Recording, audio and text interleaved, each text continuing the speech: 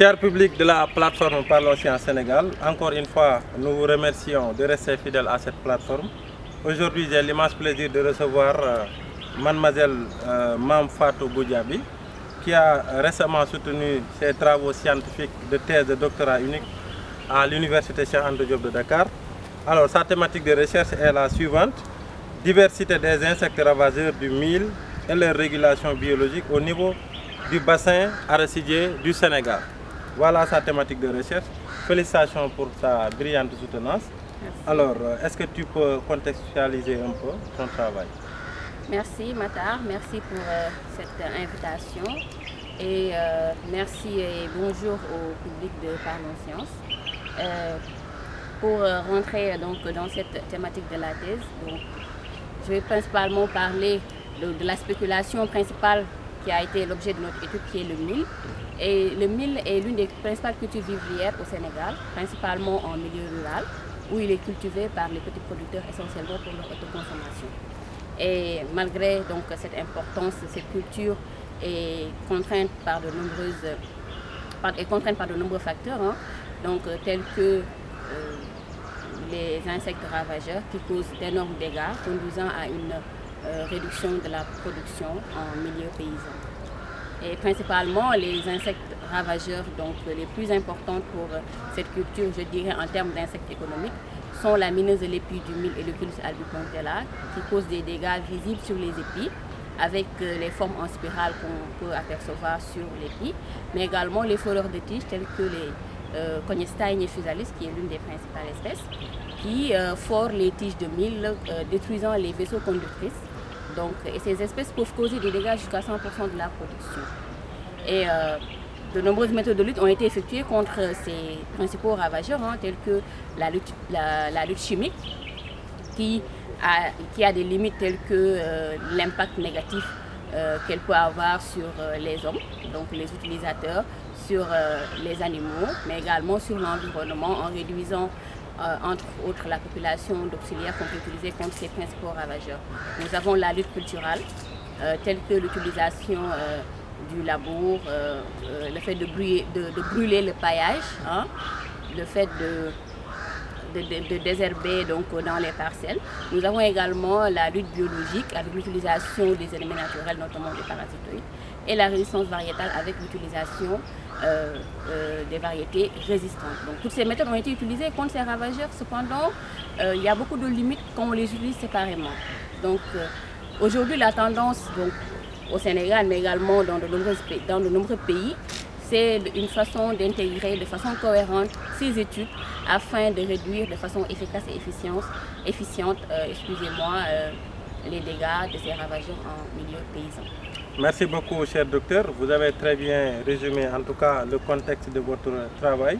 Alors, au regard de cette problématique, quels ont été les objectifs que tu t'es fixés dans le cadre de cette étude? Donc, principalement, les objectifs pour, comme je l'ai dit plus tôt, hein, les principaux insectes, c'était une façon de déterminer leur impact dans le milieu en termes d'incidence de dégâts, mais également le niveau de leur parasitisme naturel, principalement sur les larves qui sont les formes dommageables, hein, mais aussi essayer de voir l'impact des pratiques culturelles qui sont effectuées par les populations sur l'infestation de ces ravageurs. Et une deuxième façon, c'est de tester la régulation de ces ravageurs par les plantes telles que les variétés, mais également par le lâcher augmentatif de parasitoïdes. Principalement, c'était les objectifs de cette étude. Merci beaucoup, c'est très clair, hein, les objectifs. Alors, mais quelle a été la démarche méthodologique qui a été utilisée pour parvenir à ces objectifs-là? Donc, déjà, nous avons fait un échantillonnage aléatoire à partir d'imagerie satellite. Donc, un échantillonnage à partir d'imagerie satellite qui a un peu ressorti la carte d'occupation des sols par le mil dans le bassin arachidier qui est notre zone principale d'étude. Et à partir de là, nous avons ressorti les points ou villages qui se trouvaient dans cette zone et nous avons choisi des parcelles.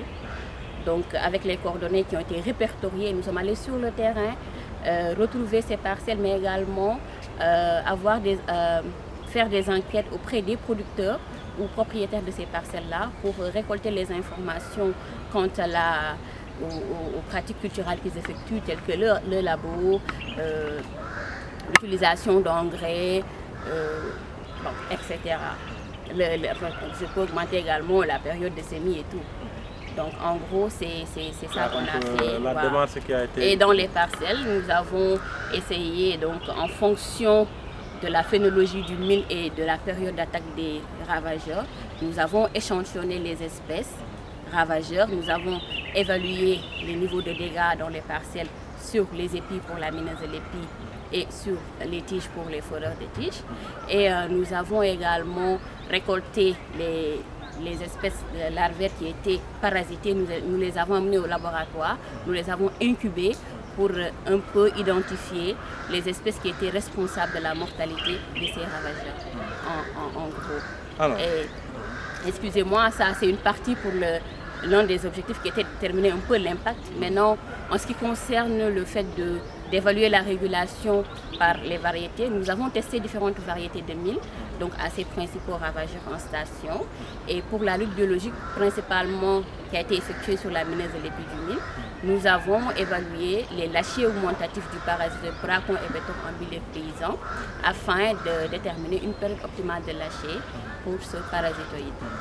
Alors, docteur, vraiment merci beaucoup. On sent que tu as réalisé un travail de titan, un vrai travail de terrain, de laboratoire d'abord, ensuite de terrain.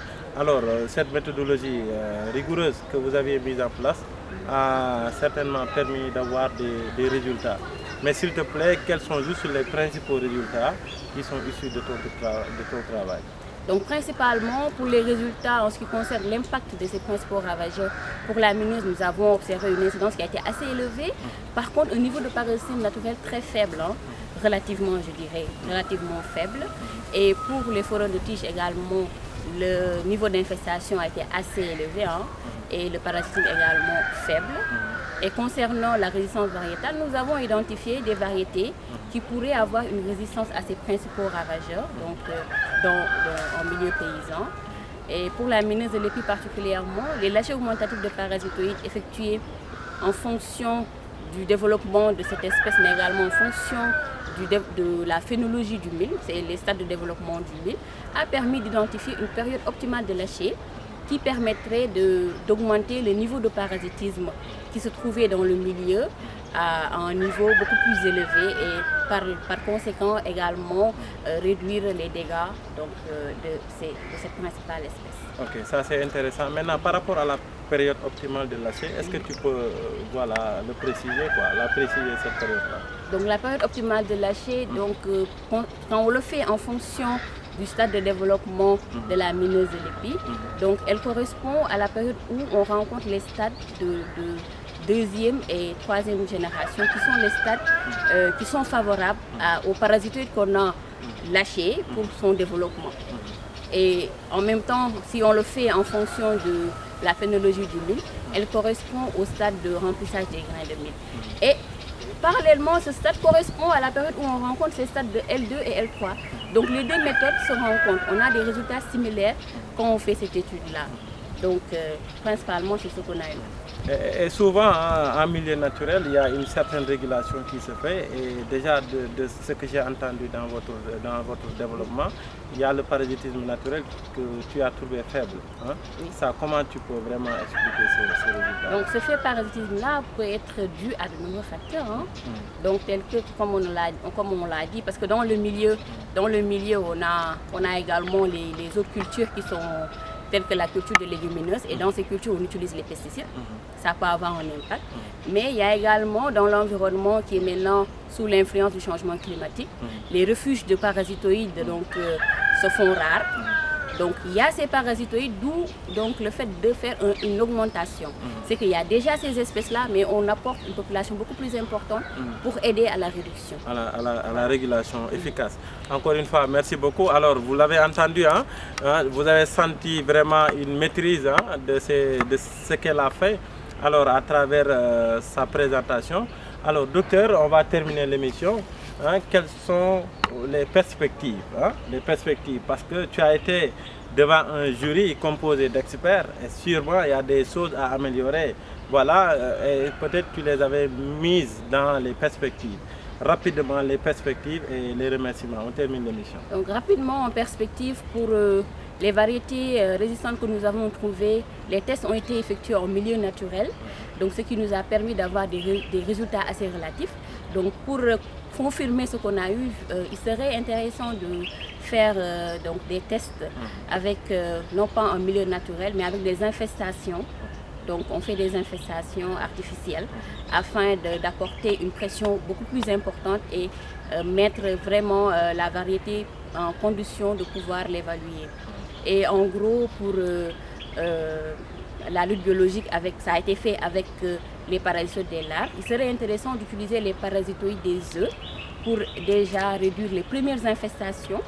Donc la population d'œufs, si la population d'œufs est réduite, donc les larves qui seront recrutées, donc seront attaquées par les parasitoïdes de larves que nous aurons lâchés. En gros, c'est les principales perspectives. Et j'en profite également pour remercier principalement mon superviseur Ibrahim Assar de l'ISRA de Bambey, qui a été vraiment un mentor, un professeur, mais également le professeur Mbake Semben qui a toujours été là pour nos étudiants, donc avec ses bons conseils et voilà. Et je vous remercie Matar donc, pour cette initiative et merci au public de Parlons Sciences. Voilà. En gros, nous remercions tout le monde, tout ce que je n'aurais pas pu citer ici, mes parents, ma famille, tout le monde. Merci en gros. Merci beaucoup mademoiselle Fatoumata Goudiaby de votre brillante thèse. Alors, souvent on dit au Sénégal que les filles ne sont pas dans les études scientifiques. Vous avez la parfaite illustration à la personne de Dr Fatoumata Goudiaby. J'ai toujours eu l'habitude de le répéter, la thèse de doctorat unique est le diplôme le plus élevé de l'enseignement supérieur. Alors, merci beaucoup d'avoir en tout cas soutenu cette thèse de la manière la plus exceptionnelle. Alors, chers abonnés, à très bientôt pour un prochain numéro de Parlons Sciences. Merci.